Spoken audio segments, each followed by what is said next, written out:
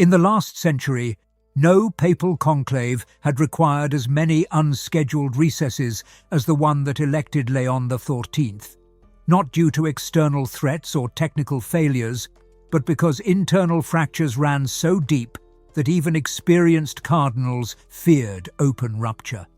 Behind closed doors, what was at stake was not just succession, but survival. What happens when the Church's highest deliberative body becomes the very place most vulnerable to division? And can a pope be chosen not for his vision, but for his ability to hold the centre while everything else threatens to fall apart? The answer, according to many sources close to the process, is yes. The conclave of 2025 was not led by inspiration toward bold reform or restoration. It was shaped by fatigue, fear, and a desperate need for stabilization.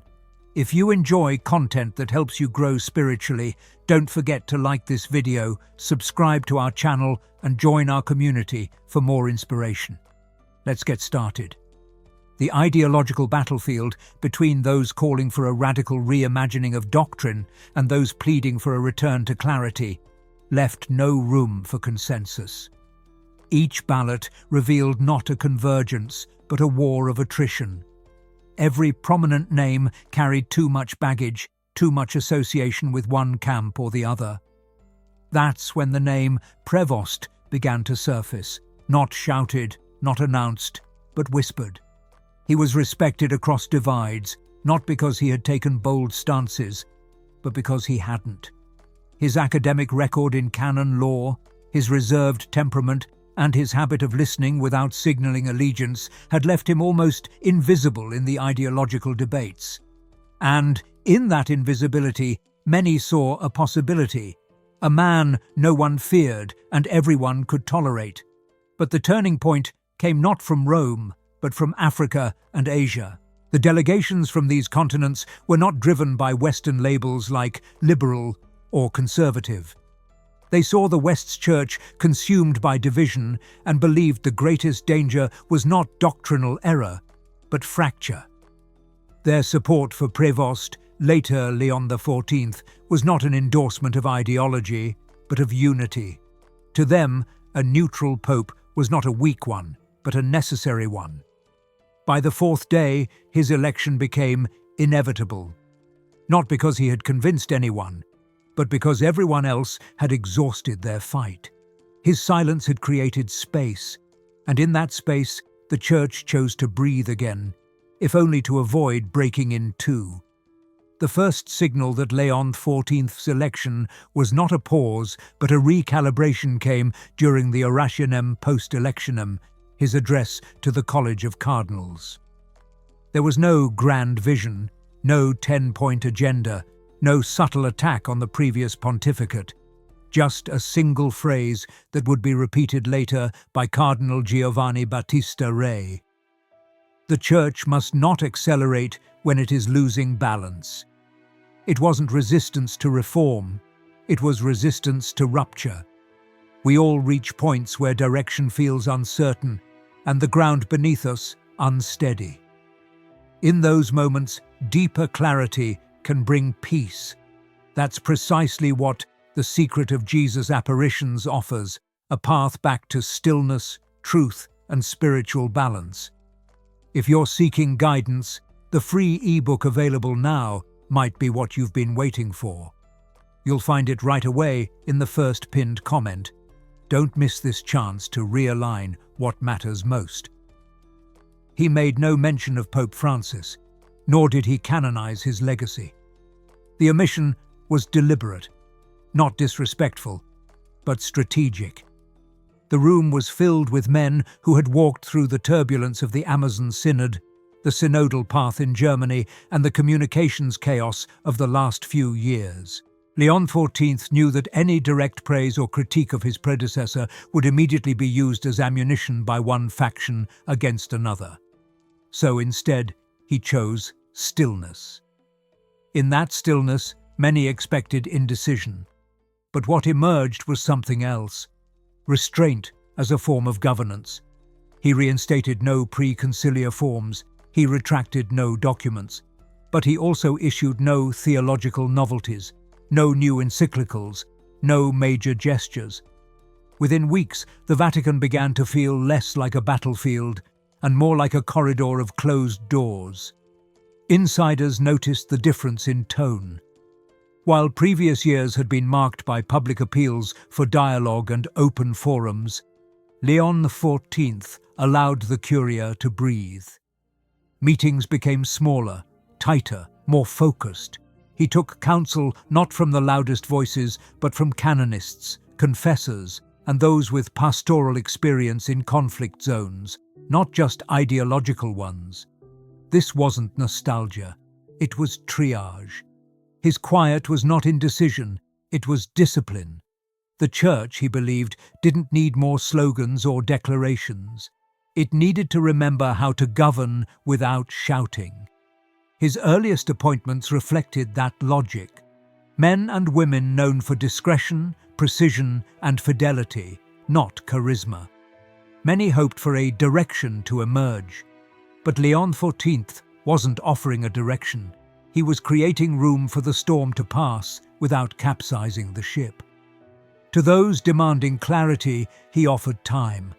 And to those seeking momentum, he offered friction. In both cases, he gave what few wanted, but what most needed. Tension in the German episcopate had reached critical mass. For years, the synodal path had advanced proposals that stretched the boundaries of ecclesial identity, calls for shared governance with lay representatives, public blessings for same-sex unions, and a redefinition of ministry roles. The Vatican's warnings had been frequent, but largely ignored. Leon XIV inherited this situation not at its origin, but at its breaking point. When Bishop Georg Betzing stood on a Protestant stage and declared that resistance is a spiritual necessity, few inside the Curia were surprised. But the symbolism was impossible to ignore. A Catholic prelate, in ecumenical garb, calling for a structured defiance of Rome's doctrinal oversight. It was a fracture no longer veiled by dialogue. Leon XIV said nothing. No statement, no condemnation, no private letter made public. And yet, the silence unsettled everyone. Some interpreted it as weakness, others as strategy. What had been expected was a firm response, suspensions, disciplinary notes, or at the very least, a gesture of displeasure. Instead, there was only absence. But absence under Leon XIV had already proven to be a form of precision. While Germany moved outward, Rome moved inward. Canon lawyers were consulted not for public declarations, but for contingency planning. Regional bishops' conferences were contacted discreetly, not to mobilize them, but to gauge where the real points of loyalty remained. A network of information was forming, not for surveillance, but for discernment. In the quiet between paragraphs, a reminder. Only a few copies of the free e-book remain. Find the link in the first comment before they're gone. Behind closed doors, the Pope received the prefect for the dicastery for the doctrine of the faith 3 times in 1 week. The meetings were unannounced. No documents followed. But insiders noticed that the language inside the Vatican began to shift. References to plurality of expressions faded. Terms like coherence, continuity, and limits of autonomy began to return to circulation. The pressure to act grew daily. But Leon XIV held the line. Not because he was indifferent, but because he understood something many had forgotten. Premature intervention can validate rebellion, and overreaction can become a weapon in the hands of those hoping to provoke exactly that. By refusing to be rushed, he had not avoided the German crisis. He had reframed it. The battle would not be won in press releases. It would be won in how long the centre could hold without losing itself. Before Leon XIV had even completed his first month in office, the race to define him had already begun. Some media outlets branded him the anti-Francis, others hailed him as a strategic centrist. Commentators speculated whether his silence was theological minimalism or political calculation. In reality, none of them knew what to make of him, and that uncertainty became their weapon. Within hours of his election, statements emerged from prominent figures. Cardinal Kupik, speaking from Chicago, declared, "This papacy will be one of reflection, not retraction." Cardinal Hollerich from Luxembourg offered another frame. "Leon understands that listening is the new form of authority." Neither had consulted with him. Their words weren't affirmations, they were blueprints. Attempts to fill the silence before he could speak for himself. The tactic was old: define before defined, control before clarified. His refusal to give interviews or outline a vision left space, and that space became contested ground. Progressive voices rushed to paint his quietness as continuity. Conservative figures, desperate for reversal, projected restoration onto every undeciphered gesture. Meanwhile, Leon XIV said nothing. In the absence of rhetoric, his body language became material for analysis. A slightly deeper bow at consecration, a longer pause after communion, the omission of a papal homily at a major liturgical celebration. Each detail became a battlefield for interpretation. But those closest to him noticed something else. He wasn't simply ignoring the noise, he was absorbing it. Every article, every speculation, every whispered expectation reached his desk, not through obsession, but through discipline. He read them all, not to react, but to identify the pressures being engineered around his silence. He ordered no clarifications, no counter-statements. He instructed the Secretariat of State to let the words pass. The restraint was not indifference, it was surveillance. He was watching who moved first, who attempted to shape his silence into agenda, and more importantly, who waited. Those who waited were few, but they were listening. The war for his narrative would not be fought by volume. It would be fought by who endured the ambiguity long enough to meet the real man behind the silence. And in that waiting, the Pope was beginning to discern not just his enemies or allies, but the weight of what kind of papacy he was being forced to become.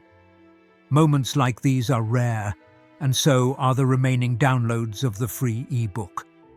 If you haven't claimed yours yet, now might be the time. He did not pace the halls, he read. Every morning began in the same chair, by the same narrow window in the Apostolic Palace, with the same small stack of texts, canon law, the Fathers, and the works of his predecessors, not for nostalgia, for grounding. While the world hunted for sound bites, he searched for coherence. Leon XIV never styled himself as a reformer or a reactionary. He was, above all, a canonist, not in rigidity, but in structure. His vision of the Church was not ideological, it was juridical and spiritual. He believed laws existed not to restrain love, but to preserve its shape. And he believed the Pope's role was not to invent, but to guard and apply what was already given. This became evident not in public declarations, but in private corrections. In one instance, a regional bishops' conference released ambiguous guidelines on sacramental discipline. No press release followed, no rebuke appeared in the papers, but within weeks, a footnote in the Vatican's bulletin clarified the norms, quietly, precisely, without spectacle. The decision was his. The method was pure Leon.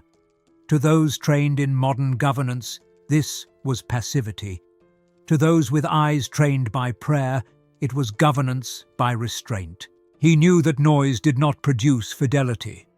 That correction without charity caused division, and that credibility was not built by frequent speeches, but by rare ones that could not be ignored. His silence was not absence, it was presence without interference. In an age where attention was currency, He refused to spend it recklessly.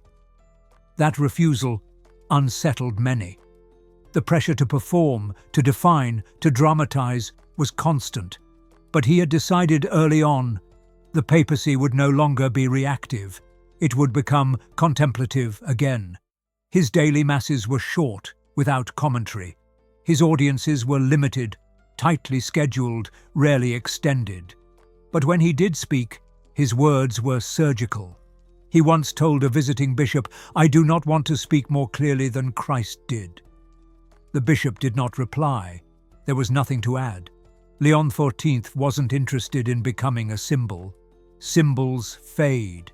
He wanted to remain a shepherd, not the kind who runs ahead to be seen, but the kind who walks behind to be sure no one is lost.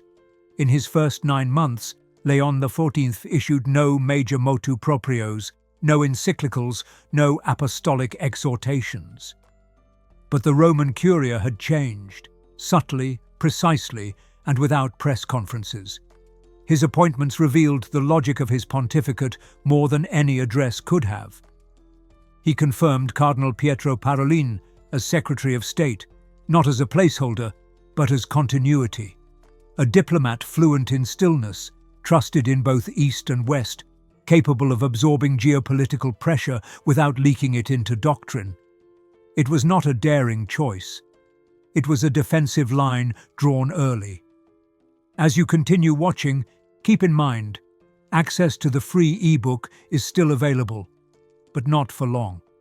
It's waiting for you in the pinned comment. He kept Cardinal Hollerich close. The choice stunned many. Hollerich had been a loud voice in the previous pontificate's synodal initiatives, but Leon XIV understood something few others did. Proximity is not endorsement, it's surveillance. To keep someone nearby is to remove the illusion of distance, to disarm agendas by refusing to reject them too quickly. His strategy was not to sever ties, but to neutralize threats by absorbing them into structure. Gresh was elevated, discreet, efficient, canonically trained. Not a celebrity, but a shield. With him, Leon XIV began reinforcing the doctrinal backbone of the Church without waving flags. Commissions were quietly reviewed, statutes were reworded. The dicastery for the doctrine of the faith took on a new tone, less apologetic, more vigilant. These moves confused those waiting for rupture.